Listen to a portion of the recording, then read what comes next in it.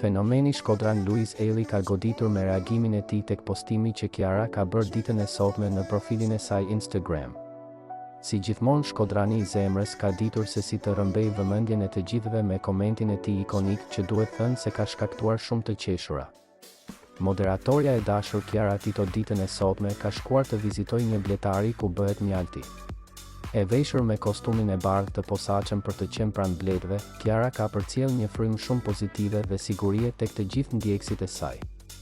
Mirë po bashkëshorti i saj nuk kishte se si të qëndronte në heshtje pas këtij postimi që ajo ka bërë. Luizi si përherë ka treguar se me batutat e tij mund t'ia rrëmbejë vëmendjen plotësisht bashkëshortes së tij. Ashtu sikurse edhe ka ndodhur pasi reagimi që ai ka bërë ka marrë pafund pëlqime dhe komente të tjera ku tregojnë se kanë qeshur pafund. Ja se cili është komenti epik që fenomeni shkodran Luiz Eli ka bërë në videon që Kiara ka publikuar para pak, thash se ishte reklam vaksine për Covid. Ky reagim i shkodranit të zemrës duket se po qarkullon kudo me një shpejtësi marramendëse. Të gjithë ndjekësit dhe mbështetësit e tij kanë reaguar menjëherë, por sa e kanë parë reagimin e Luizit dhe e kanë pëlqyer jashtëzakonisht shumë. Ai ka ditur se si të shkaktoj të qeshura pafund tek ata me komentet dhe batutat që i bën përherë moderatores bukuroshe Kiara Tito.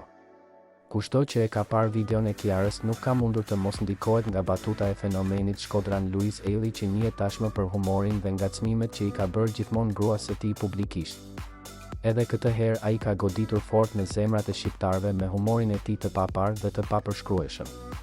E sigurt që edhe moderatorja bukuroshe Kiara Tito nuk ka hezituar të qesh me komentin e tij që ka marrë pafund pëlqime dhe reagime.